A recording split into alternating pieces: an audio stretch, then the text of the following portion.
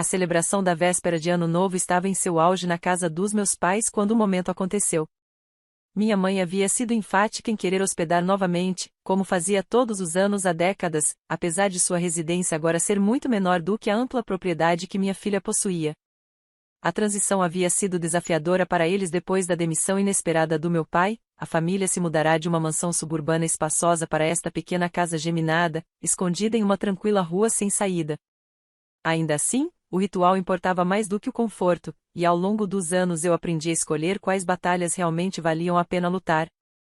A sala de estar fervilhava de energia, cheia de parentes e amigos da família trocando cumprimentos e risadas.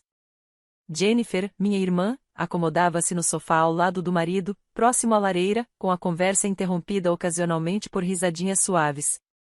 Do outro lado da sala, meu irmão Mark estava sentado à mesa de jantar com sua namorada, ambos parcialmente absorvidos pelos celulares, polegares deslizando rapidamente enquanto ouviam apenas parcialmente o que acontecia ao redor.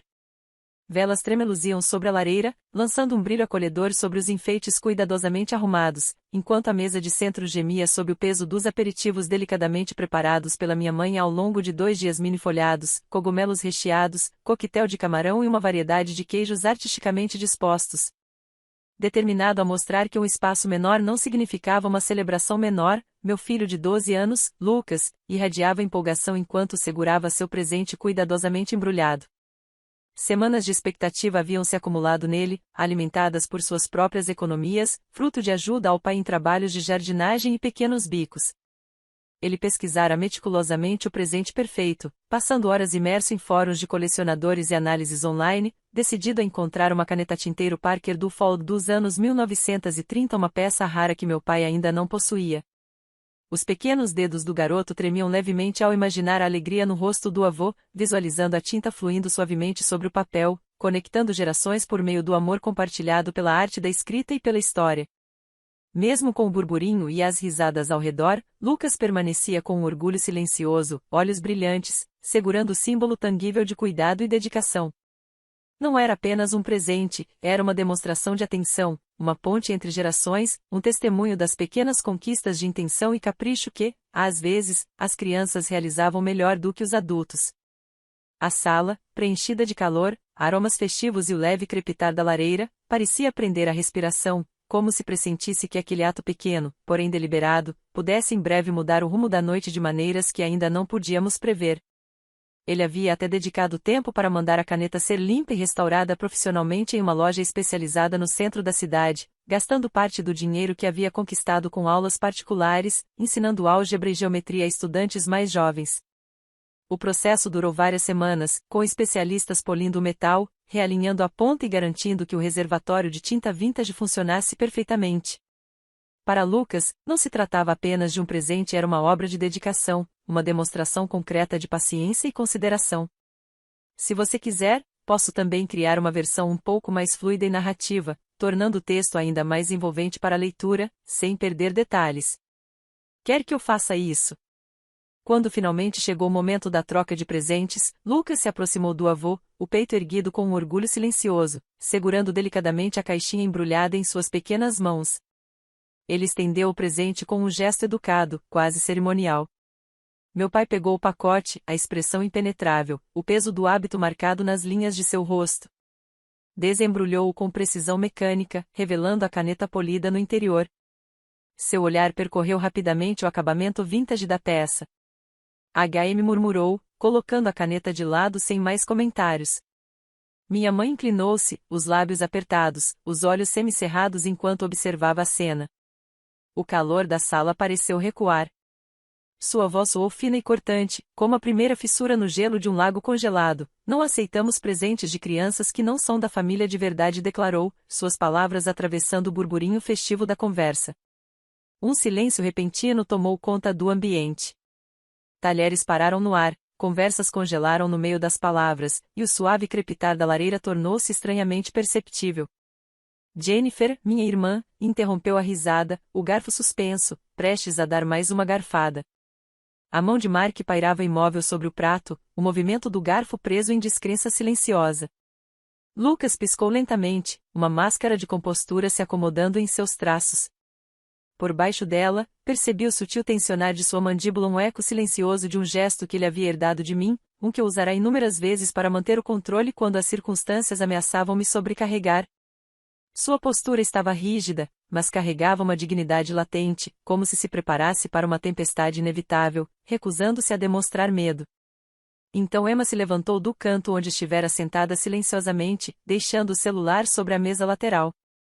Aos 24 anos, carregava tanto a altura do pai quanto a minha teimosa determinação. Depositou a taça de vinho com precisão deliberada, um pequeno gesto controlado que chamava atenção sem parecer confrontador. Assim como não mantemos funcionários que insultam os filhos do CEO, disse ela, com um tom enganosamente calmo, conversacional, quase gentil, mas carregado de uma autoridade inconfundível. Cada palavra pairou no ar, deliberada, medida, sem deixar espaço para mal-entendidos. Os rostos dos meus pais empalideceram ao mesmo tempo, como se o calor e a tradição que preenchiam a sala tivessem sido repentinamente evacuados. Minha mãe abriu a boca, uma fina manifestação de protesto se formando, mas o olhar de Emma a manteve firme, inabalável. Não, eu acho que precisamos esclarecer uma coisa, continuou Emma, voltando sua atenção para Lucas. Sua voz suavizou-se apenas um pouco. Você está bem? Lucas assentiu com firmeza, inabalável. Estou, respondeu, com tom calmo e quieto, mas carregando uma força inegável, muito além de seus 12 anos. A sala permaneceu suspensa em tensão, cada convidado preso à gravidade silenciosa do que acabará de acontecer. O brilho suave da lareira iluminava o sutil orgulho na postura de Emma, refletido por um lampejo de desafio na expressão controlada de Lucas. Era uma prestação de contas silenciosa, um momento em que as linhas não ditas de lealdade, amor e pertencimento eram traçadas com mais nitidez do que qualquer decoração ou alegria festiva poderia esconder. Emma voltou o olhar para meus pais, postura ereta, olhos firmes. Quero ter certeza de que todos entendam claramente a situação, começou, com tom calmo, porém cortante, sem deixar espaço para mal-entendidos. Meu pai se remexeu desconfortável, limpando a garganta, o som cortante diante do murmúrio suave da conversa ao fundo. Emma, querida, sua mãe não quis, começou, mas suas palavras falharam sob o peso do momento. Ela quis exatamente o que disse, interrompeu Emma, com voz carregada de uma autoridade medida que destoava de sua idade. Lucas não é biologicamente relacionado a vocês. Então, aos olhos dela, ele não é da família de verdade. Isso não é novidade, algo que ela deixou muito claro nos últimos 3 anos. As exclusões nas fotos de feriado, os assentos separados no dia de ação de graças, a insistência sutil para que ele se referisse a vocês pelos nomes próprios em vez de a vovó e a vovó, nada disso foi por acaso. Jennifer se mexeu na cadeira, brincando nervosamente com o guardanapo, o desconforto irradiando de cada movimento. Ela testemunhara aqueles momentos, mas nunca tivera coragem de falar, escolhendo o silêncio em vez do confronto. Emma, não vamos fazer isso agora, disse minha mãe, os lábios formando um sorriso forçado e frágil que não alcançava os olhos. É véspera de Ano Novo. Somos todos família aqui. Não somos. Emma não recuou, mantendo o olhar firme.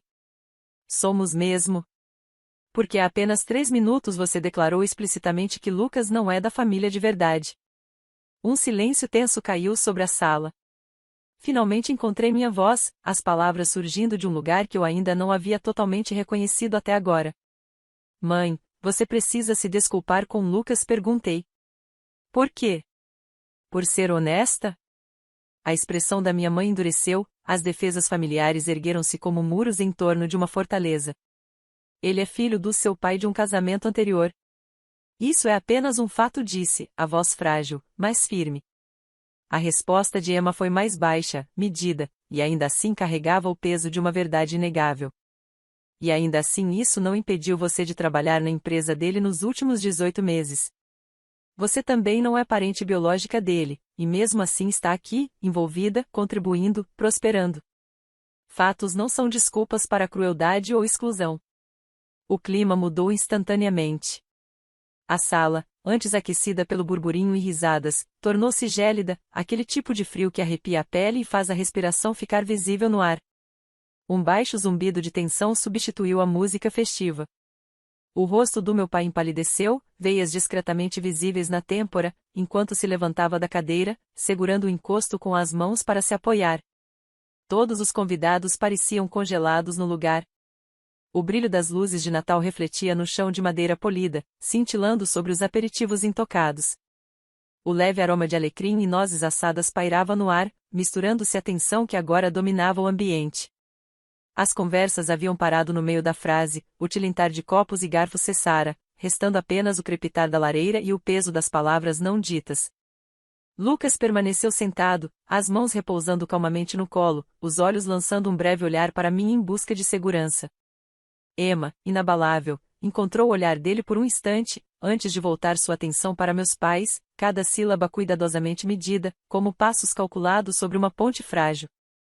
O momento se estendeu, frágil e tenso, como se toda a sala tivesse prendido a respiração coletivamente, esperando para ver quem piscaria primeiro, quem cederia, e se a honestidade finalmente conseguiria atravessar o longo véu de pretensão que há tempo encobria a família. Isso é completamente diferente, disse, com voz firme, mas marcada por uma pontada de frustração. Passei 3 décadas em finanças corporativas. E você ficou desempregado por 2 anos antes de a Emma te contratar. Naquele instante, finalmente compreendi a perspectiva que minha filha queria mostrar. Ambos haviam enfrentado dificuldades, mas a natureza de suas lutas não poderia ser mais distinta. Após a empresa do meu pai passar por uma grande redução em 2022, ele se viu lançado em um mercado de trabalho que parecia não ter espaço para profissionais experientes. Aos 63 anos, suas décadas de experiência, seu histórico meticuloso e currículo impressionante pouco valiam em um cenário obcecado por juventude e inovação. Cartas de rejeição chegavam com desanimadora regularidade, cada uma lembrando que realizações por si só não eram suficientes. Entrevistas, que antes eram arenas em que sua expertise brilhava, agora terminavam em educadas e formais recusas. Eventos de networking, que antes abriam portas, resultavam apenas em apertos de mãos superficiais e promessas vagas que nunca se concretizavam. Enquanto isso, minha mãe, cuja função como assistente executiva a tornava indispensável por anos, foi abruptamente dispensada. A transição foi brutal, ambos confrontaram uma realidade em que experiência e lealdade frequentemente eram ignoradas, vítimas de uma cultura corporativa que avaliava valor por ideias novas, e não por décadas de dedicação. Contas se acumularam. Esperanças diminuíram. Até tarefas simples, como preencher formulários ou navegar em portais de emprego online, tornaram-se exercícios de frustração silenciosa, cada clique lembrando portas que se recusavam a se abrir. Emma, em nítido contraste, havia se formado em Stanford naquela primavera com diplomas duplos em ciência da computação e administração de empresas, uma combinação que refletia ambição, inteligência e visão. Ela assumiu o comando da Medtech Solutions, a empresa de software médico fundada pelo seu falecido pai 12 anos antes. A empresa se especializava em sistemas de gerenciamento de pacientes, otimizando operações hospitalares e melhorando o cuidado aos pacientes por meio da tecnologia. Sob sua liderança, expandiu-se para empregar mais de 300 funcionários em 4 estados, equilibrando inovação com crescimento sustentável. Uma das primeiras decisões de Emma ao assumir o controle foi estratégica e visionária. Ela criou 2 cargos fundamentais: consultor financeiro-chefe, responsável por supervisionar a saúde fiscal da empresa e garantir a lucratividade a longo prazo, e gerente do escritório executivo, encarregado de manter a eficiência operacional e servir como elo de comunicação entre os departamentos. As nomeações eram mais do que títulos, representavam oportunidades para profissionais competentes contribuírem de forma significativa em uma empresa em crescimento. Observei os rostos dos meus pais enquanto falava, notando a tensão sutil nos ombros, as linhas discretas de desconforto ao redor dos olhos. Anos de orgulho e familiaridade colidiam com uma verdade que eles relutavam em enfrentar: o mundo havia mudado, e os critérios de sucesso não eram mais os mesmos de antes. A decisão de Emma de contratar indivíduos talentosos, independentemente de suas circunstâncias anteriores, não era apenas uma ação empresarial, era uma afirmação sobre mérito, visão e a capacidade de reconhecer potencial além do pedigree. Naquela sala, silenciosa exceto pelo crepitar da lareira e o leve murmúrio de conversas distantes, o contraste entre perseverança e estagnação, oportunidade e negação, pairava no ar como uma presença tangível. Não se tratava apenas de um debate sobre empregos ou família, era um confronto com a realidade, uma lição sobre resiliência, adaptabilidade e a coragem de abraçar a mudança mesmo quando a tradição indicava o contrário. Emma continuou, postura ereta, voz firme, como se cada palavra tivesse sido cuidadosamente medida antes de sair de seus lábios. Eu projetei os cargos especificamente para se alinharem à sua experiência, respeitando sua idade e todo o conhecimento acumulado, explicou. Não os coloquei simplesmente em qualquer lugar na empresa, criei funções que encaixassem tanto em seus pontos fortes quanto em suas limitações, garantindo que pudessem se destacar sem serem colocados em situações de frança. Ela não havia apenas oferecido emprego, mas também salários que superavam o que ambos ganhavam em posições anteriores, além de um pacote completo de benefícios. Vocês dois estão recebendo rendimentos de 6 dígitos da minha organização há mais de um ano, disse, os olhos percorrendo meus pais. Além disso, tiveram benefícios, o carro da empresa do meu pai e o plano de saúde executivo que cobriu a cirurgia de joelho da minha mãe no ano passado. A mão da minha mãe foi instintivamente ao joelho recentemente operado, um reconhecimento subconsciente da própria dependência do sistema que agora resistia. O olhar de Emma não vacilou. Pai, mãe, estas são oportunidades, não direitos adquiridos. Investi em vocês porque vi potencial, não porque tinham alguma reivindicação. Vocês conquistaram os cargos por meio da contribuição, sim, mas suas ações também têm consequências. Meu pai se endireitou, com um brilho teimoso nos olhos. Nós conquistamos essas posições. Economizei milhares para a empresa com os novos protocolos contábeis que implementei. Meu trabalho fala por si só. O tom de Emma mudou apenas levemente, sua calma aparente escondendo a firme convicção por trás das palavras. Isso pode até ser verdade, mas não justifica um comportamento que mina a cultura que estou tentando cultivar. Apesar de várias reclamações ao RH, mantive vocês nesses cargos, porque desempenho sozinho não é a única medida. As palavras caíram como uma onda fria. Reclamações ao RH? Pisquei, tentando conciliar as pessoas calorosas e familiares que eu conhecia com os relatos que ela apresentava. Emma deslizou o dedo pelo celular, a tela iluminando suavemente o ambiente com a luz da lareira. 3 reclamações formais foram registradas nos últimos 12 meses, disse, rolando deliberadamente. 2 foram feitas por funcionários juniores que ouviram comentários depreciativos sobre o Lucas em eventos da empresa. Uma veio do gerente de instalações, que presenciou um incidente na festa de fim de ano, quando a vovó deliberadamente excluiu o Lucas da foto familiar destinada ao boletim da empresa. A boca da minha mãe se abriu em protesto, afiada e defensiva. Isso são assuntos pessoais. Privados. Não são assuntos da empresa. A expressão de Emma não vacilou, embora o aço por trás de suas palavras ficasse mais evidente. Vocês estavam presentes em eventos oficiais da empresa, representando a equipe executiva. Seu comportamento não permaneceu privado, refletiu sobre a organização como um todo. Isso fez a empresa parecer preconceituosa, pouco acolhedora e cruel. Vocês têm noção de como isso impacta a cultura que estou tentando estabelecer, o ambiente que estou construindo para cada funcionário? Um silêncio tomou conta da sala. Convidados que permaneciam nas bordas da sala de estar agora se inclinaram ligeiramente, atraídos pela gravidade do confronto. O leve aroma de pinho da árvore de Natal misturava-se ao cheiro persistente de nozes assadas, criando um contraste marcante com a tensão que engrossava o ar. Jennifer se remexeu na cadeira, os dedos entrelaçados nervosamente. Seus olhos percorreram minha filha e meus pais, testemunhando um confronto que ela mesma nunca tivera coragem de expressar. Finalmente, quebrando o silêncio, falou, com voz suave, mas deliberada. Talvez seja a hora de alguém dizer isso em voz alta, murmurou, as palavras tremendo, mas firmes o suficiente para chamar atenção. Lucas permaneceu sentado, mãos dobradas cuidadosamente no colo, observando a troca em silêncio. Seus olhos se voltaram para Emma, depois para mim, e finalmente retornaram aos meus pais, refletindo uma mistura de confusão, mágoa e compreensão crescente. A luz da lareira dançava sobre seu rosto, destacando a determinação em seus traços juvenis. Emma respirou fundo, um gesto sutil que sinalizava tanto paciência quanto preparo para o que viria a seguir.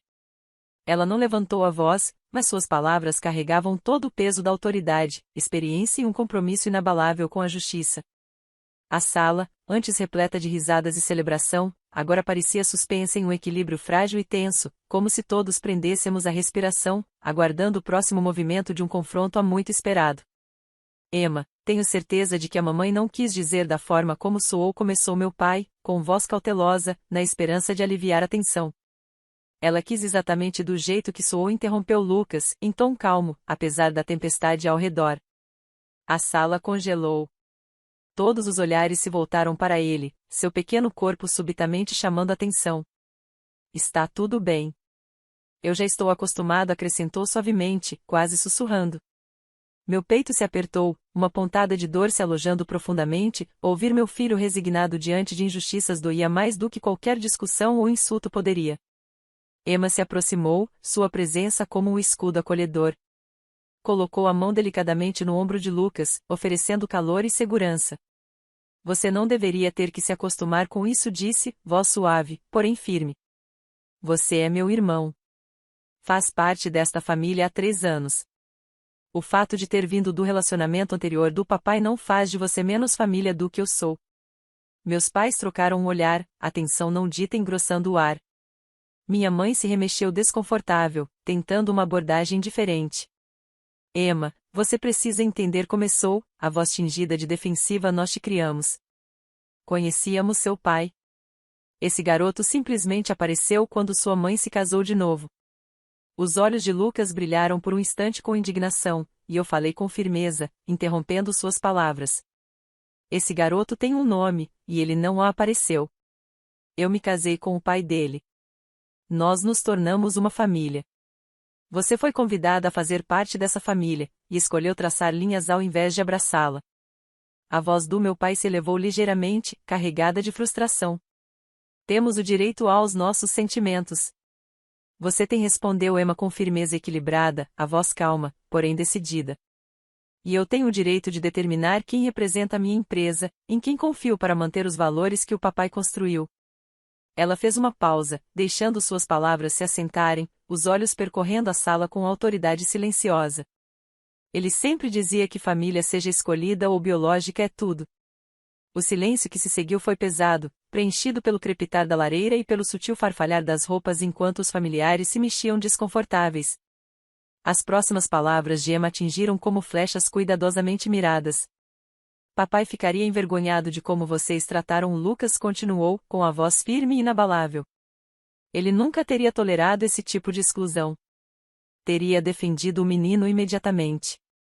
A compostura da minha mãe finalmente se quebrou. Lágrimas surgiram em seus olhos, uma mistura de raiva e culpa. A voz dela tremeu, cortante e defensiva. Não se atreva a me dizer o que meu genro teria pensado. Emma não recuou, embora o tom suavizasse, oferecendo clareza em vez de confronto. Não estou questionando sua compreensão dele, mãe, disse baixinho, estou apenas lembrando dos princípios que ele seguia. O homem que você amou, o homem que construiu esta empresa, acreditava em justiça, inclusão e em defender aqueles que não podiam se defender sozinhos. Lucas não merece nada menos do que isso. A sala parecia suspensa no tempo. O leve aroma de canela e pinho das decorações natalinas permanecia no ar, em contraste marcante com a tensão que se adensava. Jennifer torcia as mãos nervosamente no colo, os olhos percorrendo Lucas e meus pais, reconhecendo silenciosamente o peso do confronto que ela mesma nunca havia expressado. Lucas abaixou o olhar por um instante, depois voltou a encarar Emma, tirando coragem de sua postura firme e inabalável. Uma dignidade silenciosa se instalou sobre ele, seu pequeno corpo irradiando resiliência muito além de seus 12 anos. Fica claro que ele se sentiu visto, protegido e validado pela primeira vez em muito tempo. A atmosfera estalava de emoção, raiva, culpa, orgulho e amor entrelaçados, criando um equilíbrio frágil que poderia se quebrar com um único passo em falso. Ainda assim, naquela sala, com a luz da lareira refletindo em rostos tensos, era inegável, uma prestação de contas havia começado, e as linhas entre o que era certo e o que havia sido tolerado agora eram impossíveis de ignorar. Seu genro me deixou uma empresa no valor de 200 milhões de dólares, disse Emma, com frieza, suas palavras cortando o silêncio pesado como uma lâmina afiada. Ela não levantou a voz, mas cada sílaba carregava autoridade e finalização. Ele deixou planos detalhados de sucessão. Deixou declarações de valor e diretrizes culturais. E em nenhum, absolutamente em nenhum desses documentos ele sugeriu que amor ou aceitação deveriam ser condicionais à genética.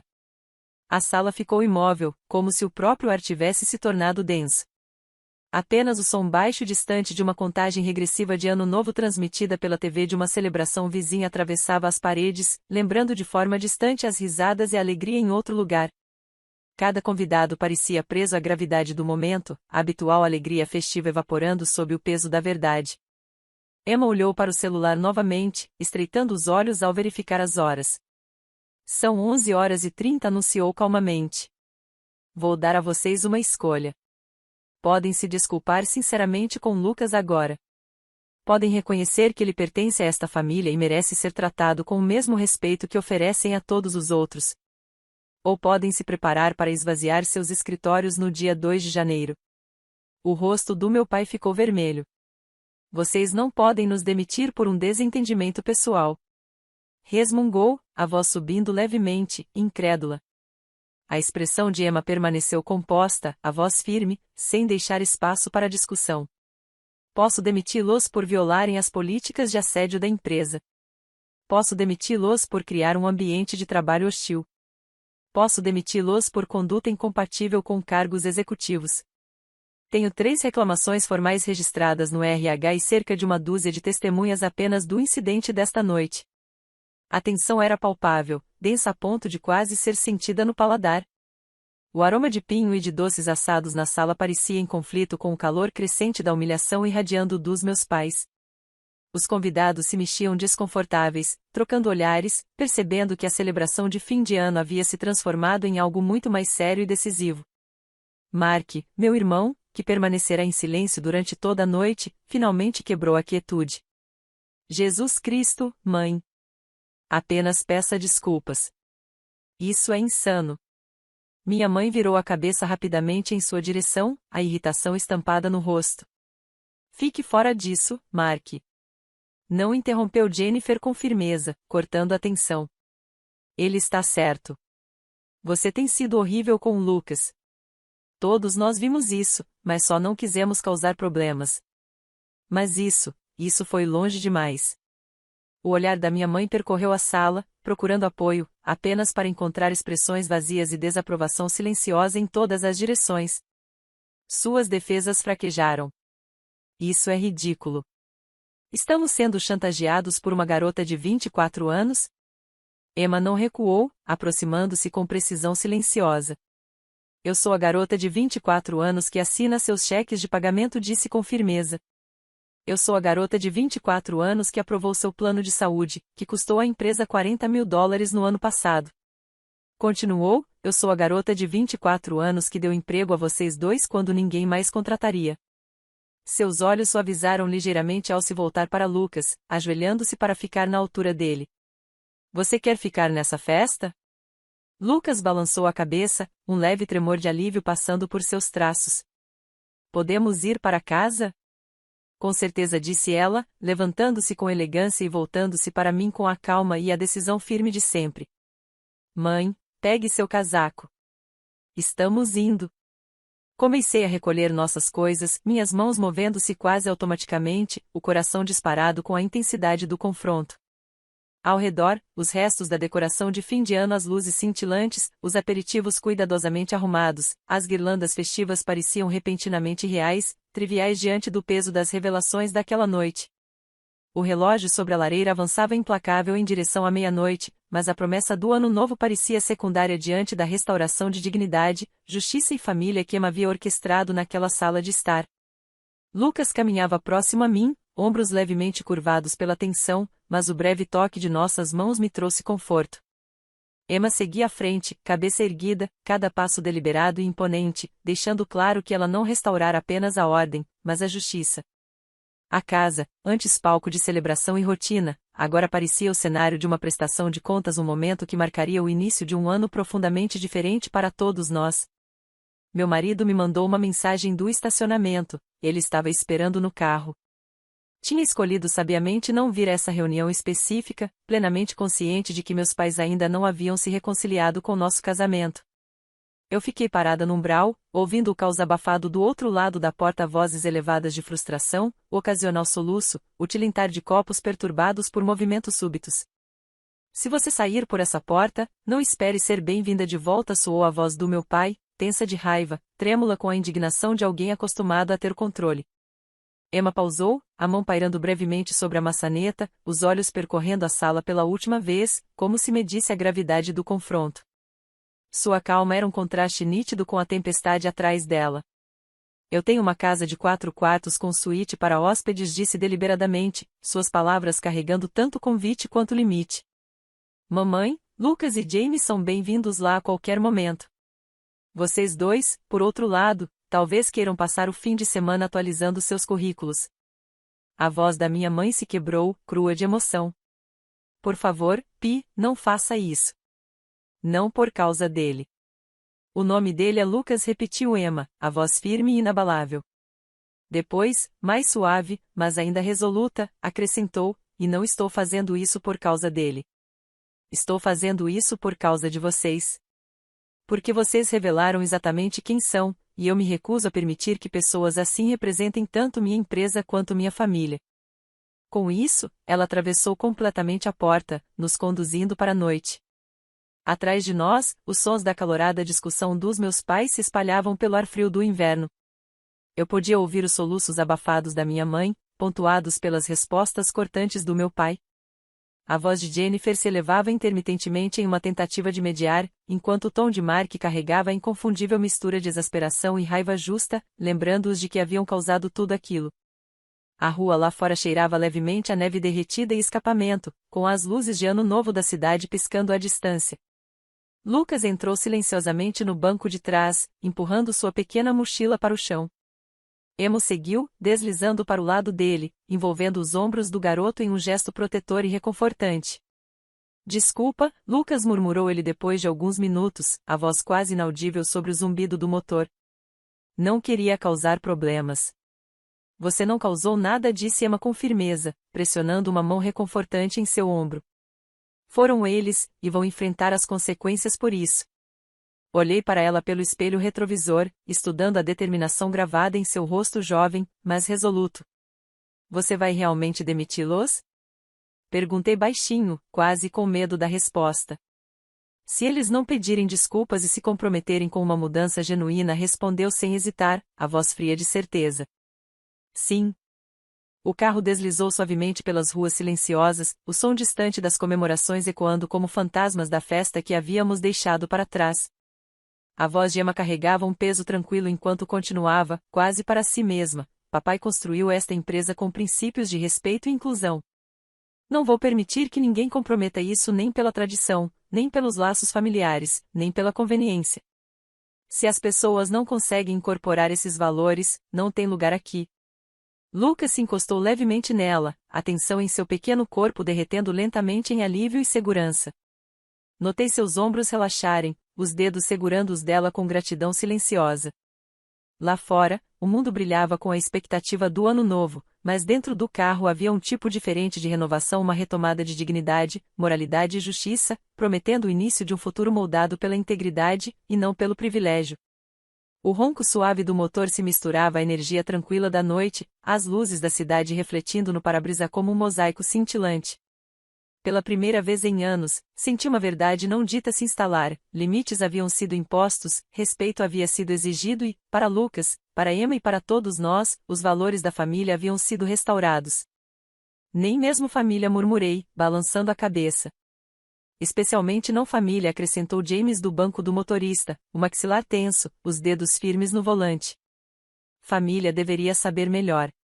Sua voz carregava uma exasperação silenciosa, aquela que surge ao ver pessoas ignorarem verdades óbvias repetidamente. O ar de inverno tinha uma mordida fresca enquanto dirigíamos, os postes de luz projetando sombras longas e tremeluzentes pelo bairro silencioso. Passamos o restante da véspera de Ano Novo na casa de Emma, um santuário de calma em comparação com a tempestade que havíamos deixado para trás. A cozinha exalava levemente cheiro de alho e orégano enquanto James pedia pizza, as caixas chegando quentes e gordurosas no balcão. Lucas ajudou animado a levar as fatias para a sala de estar, o rosto iluminando-se enquanto espalhava os cartões sobre a mesa de centro, pronto para nos ensinar um jogo que havia aprendido na escola. A casa estava preenchida pelo suave murmúrio de conversas, risadas surgindo ocasionalmente, e o fundo discreto da cobertura televisiva da descida da bola na Times Square. Não havia discussões acaloradas, olhares julgadores ou sensação de estar sendo escrutinado. A atmosfera era tranquila, pacífica, quase restauradora, um contraste marcante com o caos do qual havíamos escapado. Ao soar da meia-noite, Emma ergueu sua taça de cidra espumante, as borbulhas cintilando sob o brilho quente do lustre acima. A família, disse ela, os olhos reluzindo de emoção, daquele tipo que escolhemos e que nos escolhe de volta. Todos brindamos, o tilintar leve e festivo das taças ecoando, e bebemos juntos, sentindo um senso de pertencimento que há muito tempo estava ausente. Ao longo da noite, meu telefone não parava de vibrar chamadas, mensagens de texto, recados de voz. Minha mãe, meu pai, Jennifer, Mark. Ignorei cada notificação, deixando que se acumulassem, escolhendo em vez disso saborear a calma e a proximidade da nossa pequena reunião. Só na manhã seguinte, 1º de janeiro, finalmente escutei as mensagens. A voz do meu pai soava rígida, formal e desconfortavelmente controlada. Emma, sua mãe e eu gostaríamos de marcar uma reunião. Precisamos discutir limites profissionais adequados. Apaguei imediatamente, o frio das palavras me revirando o estômago. Em seguida, veio a mensagem da minha mãe, carregada de lágrimas e desespero. Como você pode fazer isso conosco depois de tudo o que fizemos por você? Não hesitei, apagando sem pensar 2 vezes, sentindo o eco doloroso do comportamento deles na noite anterior. A mensagem de Jennifer foi contida, cautelosa, um pequeno reconhecimento da verdade. Eu disse a eles que precisam se desculpar. Desculpar de verdade. Espero que escutem. Enviei uma rápida resposta, obrigada por tentar. Em seguida, chegou o texto de Mark, direto e sem filtro. Eles são idiotas. Lucas é um bom garoto. Nos vemos no escritório na segunda. Ele trabalhava no departamento de marketing da Emma, um ponto de equilíbrio tranquilo na tempestade corporativa. Respondi simplesmente, com certeza. O dia 2 de janeiro chegou com um vento gelado que pressionava as janelas do escritório de Emma. Meus pais apareceram, tentando navegar pela tensão como atores experientes, mas o peso da noite anterior se fazia sentir em cada passo que davam. Emma me atualizou depois. Eles pediram desculpas, disse cuidadosamente. Mais ou menos. Papai admitiu que seus comentários foram inadequados, um reconhecimento relutante, sem calor ou arrependimento genuíno. A desculpa da mamãe veio envolta em justificativas, explicando que estava estressada e que não tinha intenção de magoar o Lucas. Levantei uma sobrancelha, percebendo o vazio por trás das palavras. Isso não é realmente uma desculpa, disse de forma direta. Não é, concordou Emma, com o tom firme. Então ela mudou, mostrando a autoridade que exercia de forma inconfundível. Mas eles têm 90 dias de probatório. Mais um incidente, mais um comentário doloroso, mais um ato de exclusão contra o Lucas ou qualquer outra pessoa, e está encerrado.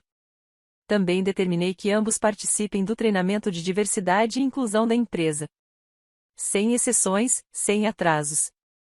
O escritório ficou silencioso por um momento, a gravidade de suas palavras pairando sobre a sala como um peso tangível. Lá fora, a cidade vibrava com o movimento matinal habitual, alheia à prestação de contas silenciosa que acontecia entre aquelas paredes.